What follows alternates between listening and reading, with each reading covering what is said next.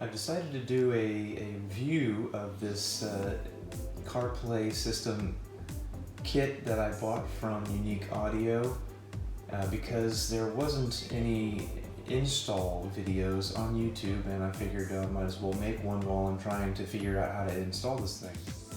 It comes fairly well packaged, a nice high quality box. It's got their logo and their YouTube and website information on it, and you open it up, and the instruction manual, and as well as a Bluetooth sync manual. There are a couple different pieces to the wiring harness. Here is the power wiring harness, and then you also have the other wiring harness that goes directly to the unit and connects to the power via the gray cable here, and your audio will end up going into this plug here. We'll get to that in a little bit. It comes with a few tools. Luckily enough, I did actually have to use these because I have not taken a car apart before. It's like a wedge tool, something to pry things, body panels and other little clips and things for the electrical parts. It comes with two 90-degree picks, which you end up using to try and pull the main air vent out from the center console. A very well bubble wrapped packaged main unit here.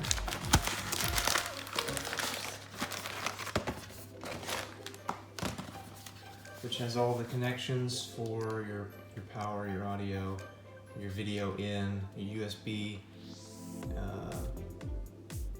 connection, a USB antenna, radio antenna, and it looks like also a USB port for doing updates. Secondary microphone. I haven't installed this stuff yet, so I'm not really sure why they're bypassing the videos or the primary microphone that's already built into the vehicle, but we'll see whether or not that's required or not. And this, I've already opened up the packages, so that's why there's a hole in it. This is for bypassing my audio input auxiliary, because my car has the interface auxiliary in the glove box. This will plug straight to that via this cable, and use their audio auxiliary plug that I showed you earlier on the other wire with this 3.5mm audio jack. This is the cable that if you did not have the auxiliary input, you would be using this green adapter for the wiring harness, going straight into the head unit and the audio jack, just like before, that ends up plugging into this larger wiring harness that goes to the head unit. And some other bypass cables for the video, the LCD in and out cables that will plug right into the head unit here, and a USB auxiliary input. I believe that's going to go in the glove box with to allow for a mass USB storage device to be plugged in, drive, which is a little flashy here. It's got their logo in it, lights up when you plug it in. I can tell you that it does seem that all the parts are relevant and everything looks to be pretty kosher with installing this. Even though this kit does come from the UK, I happen to be in the UK, even though I have a US spec Audi Q7 that I brought over.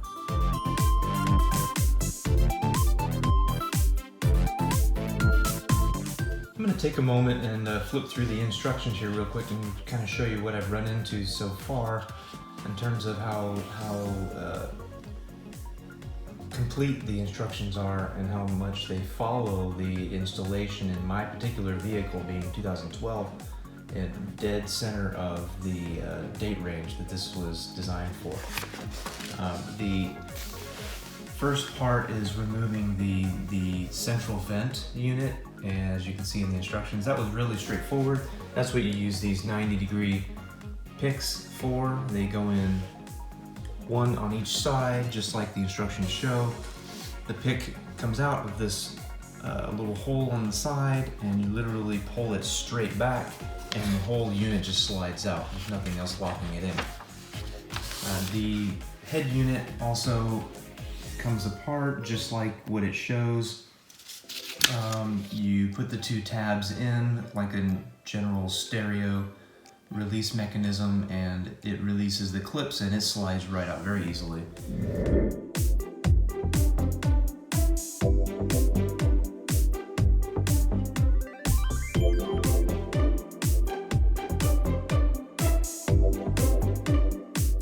Audi music interface, which I wasn't sure exactly what that was, but that seems to be at this point the extra wiring harness that they gave me that has the Audi interface that goes in the glove box and plugs in, and the other part plugs into their wiring harness, a 3.5mm audio jack.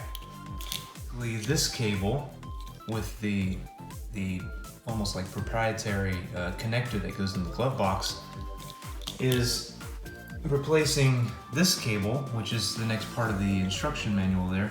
This cable would have bypassed the original sound and allowed you to plug into the back of this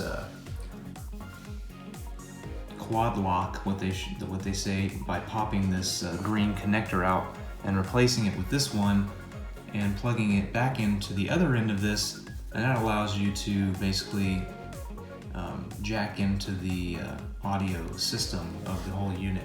But if you have the auxiliary input, you bypass that, needing to do that step.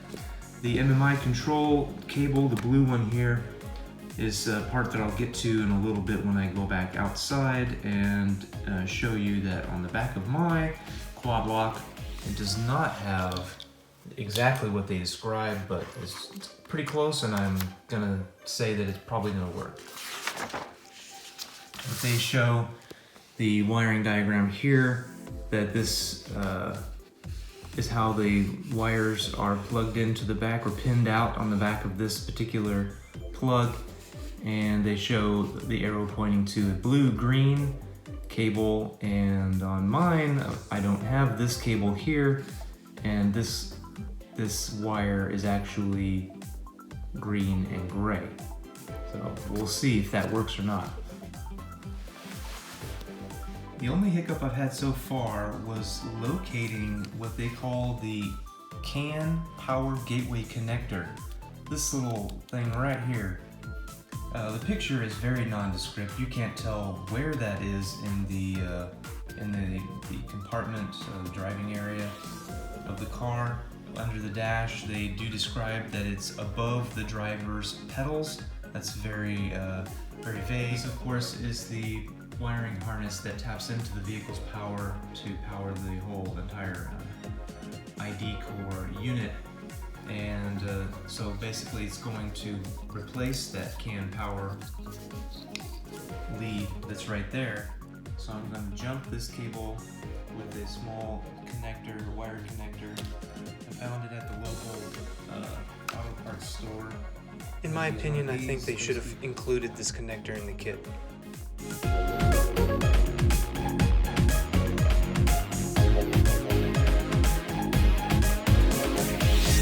They show this picture, and mine does not look like this, but it's pretty apparent. This cable is the only one that goes in the glove box, and that will run from the head unit.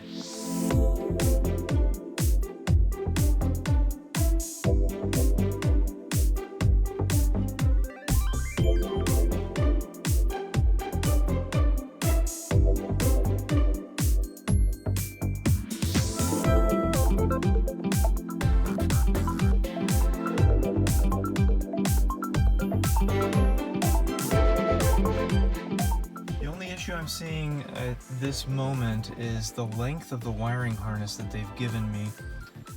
Looks like it's just barely gonna make it, because it has to go all the way from the back of this head unit all the way across the dashboard to the CAN power cable input, which is above the brake, emergency brake, up underneath the dash here.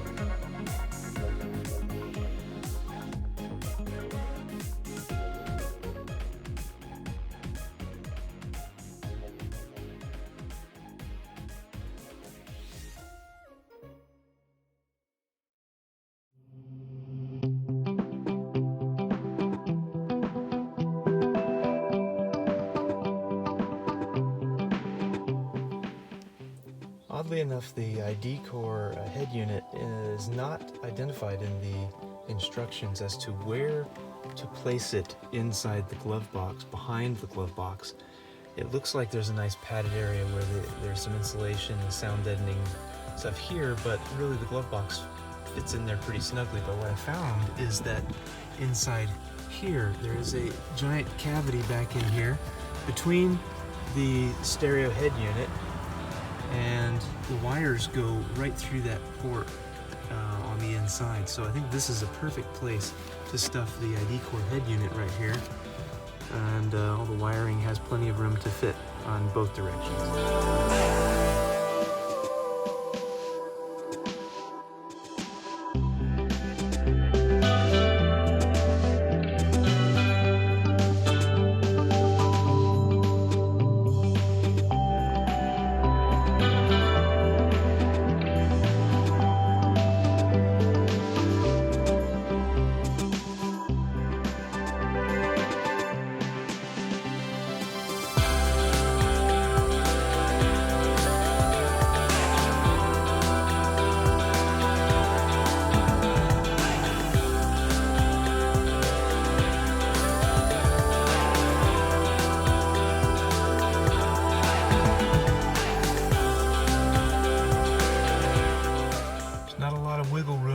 The original cabling, so it's pretty tight fit to get everything connected, and there's only about this much space left over in order to slide the head unit back in. Then